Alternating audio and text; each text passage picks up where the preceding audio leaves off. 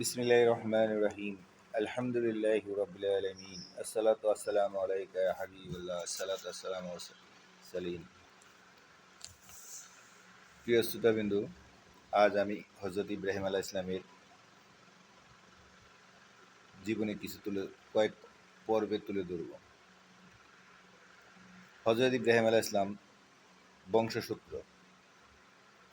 তাওরাত কিতাবে হযরত ইব্রাহিম আলাইহিস সালামের বংশসূত্র এরূপ বর্ণিত হয়েছে: ইব্রাহিম বিন তারেক বিন নহর বিন সরোজ বিন রাউফ বিন ফালেস বিন আবের বিন শাহরে বিন এর ফেক বিন শায় বিন সাম বিন নুহ। বংশসূত্র অনুসারে হযরত ইব্রাহিম ইসলামের নুহ আলাইহিস ইসলামের পুত্র শামের অন্তঃদর বংশের দশম স্তরের জন্মগ্রহণ করেন। হযরত ইব্রাহিম আলাইহিস ইসলাম এর বর্ণনা দেন হযরত ইবনে আব্বাস রাদিয়াল্লাহু তাআলার সূত্রে বর্ণিত আছে এক রেওয়াজে তার পিতার নাম তারেক আর মায়ের নাম শানি বলা হয়েছে, কিন্তু কোরআন মজিদে ব্যর্থহীন ভাষায় তার পিতার নাম আজর বলে উল্লেখ করা হয়েছে। আল্লাহ তাআলা ইরশাদ করেন, ওয়া ইযা কালা ইব্রাহিমু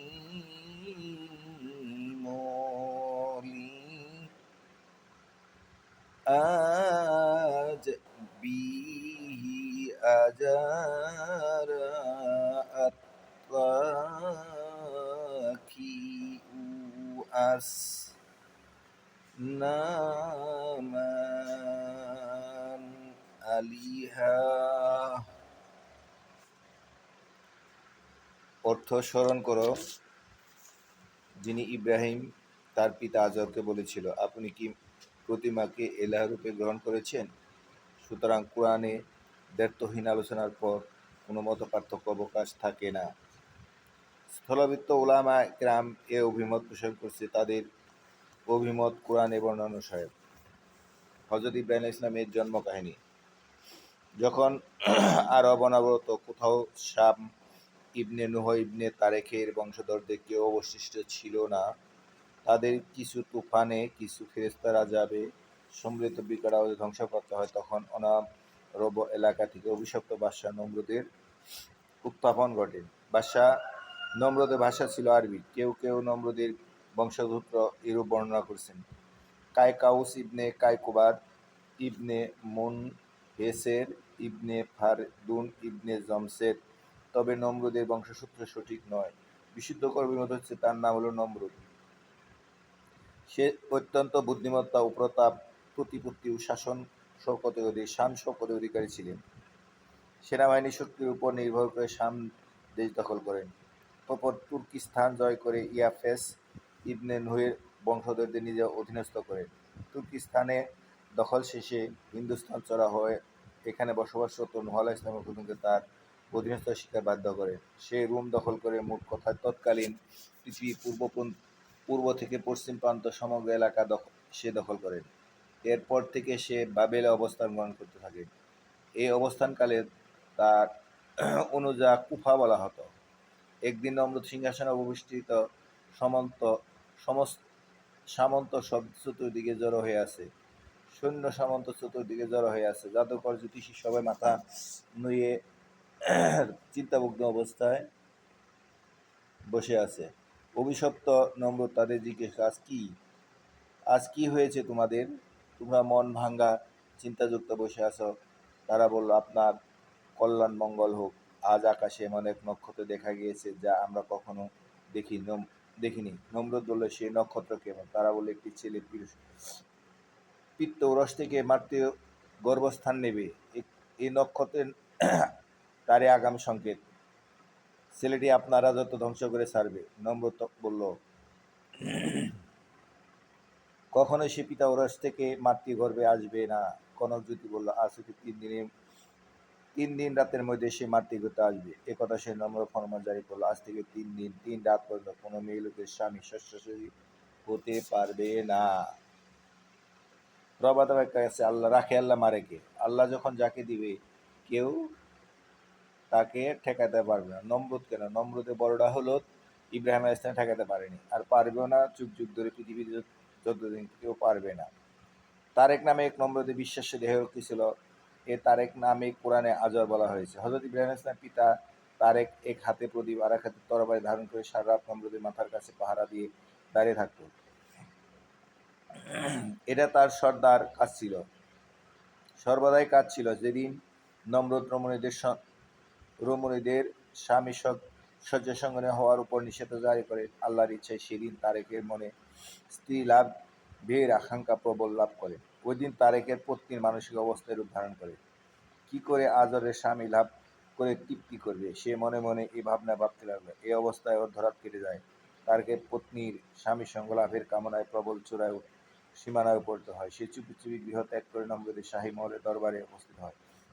তারেক পত্নীকে দেখে বলল, দারোয়ান, সিপাহী, মন্ত্রী, সিপাহী, শাস্তি সবাই গভীর নিদ্রাবিভোর। তাই সেই নির্বিঘ্নে নম্রদের খাস চর্চায় প্রবেশ করতে সমর্থ হয়।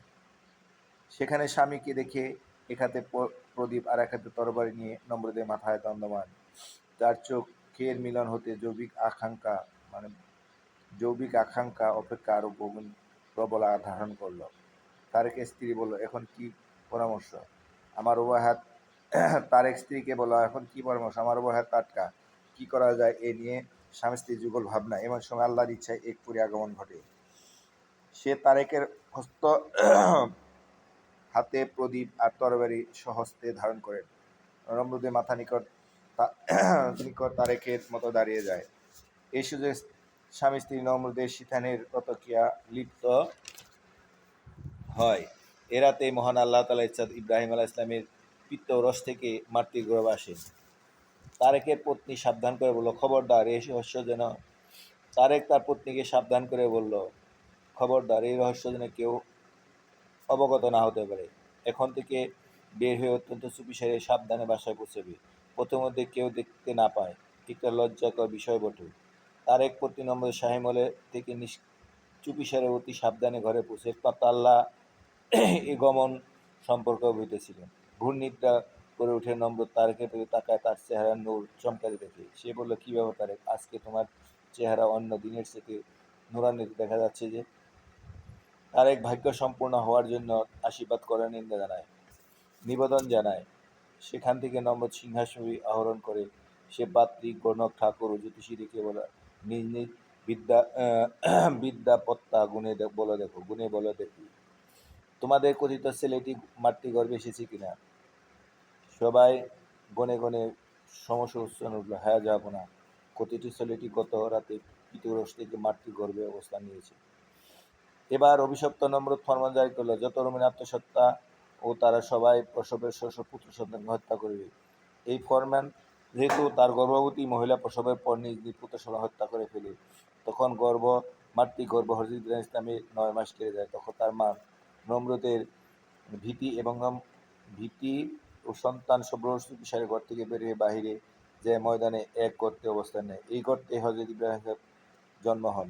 তিনি জন্মে নেওয়ার পর তার নূরে গর্ত আলোকিত হয়ে পড়ে। এই সময় ইব্রাহিম আলাইহিস সালামের মা কাঁদতে কাঁদতে এই গর্তে এসে তার প্রিয় সন্তানকে হত্যা করে না ফেলে শেষমেশ ছেলেকে একখানা কাপড় জড়িয়ে গর্তে রেখেই ঘরে ফিরে আসে। তৎক্ষণাৎ হযরত ইব্রাহিম ইসলাম অবতরণ করে নবজাত 2 শিশুর হাতে 2টি আঙ্গুল তার মুখে পুষে দেয়। আল্লাহ তার অসীম রহমতে মুখ করে দেওয়ার সাথে আঙ্গুল দুটি থেকে দুধ আর দুটি মধু বের হতে শুরু করে। সুবহানাল্লাহ। ইব্রাহিম ইসলাম দুধ ও মধু পান করে পরিতৃপ্ত হন, আর কিছু অভাবও বোধ করতেন না। প্রতি সপ্তাহে ইব্রাহিম ইসলামের মা একবার গর্তে যেতেন। পুত্রের লালিত পালিত হওয়ার অবস্থা দেখে বিস্মিত হয়ে ঘরে ফিরে আসতেন। মা চলে আসার অদৃশ্য একটি পাথর এসে ঘরতে মুখ বন্ধ করে দিত। এভাবে 7 বছর অতিবাহিত হয়। হযরত ইব্রাহিম আলাইহিস সালাম অন্ধকার গর্তে অসীম কুদরতে লালিত পালিত হন। বয় বৃদ্ধির সাথে সাথে প্রকৃত স্রষ্টার সন্ধান স্পৃহা। একদিন হযরত ইব্রাহিম আলাইহিস সালাম জিজ্ঞেস করলেন, মাতা, আমার স্রষ্টা পালনকর্তা কে? মা বলল,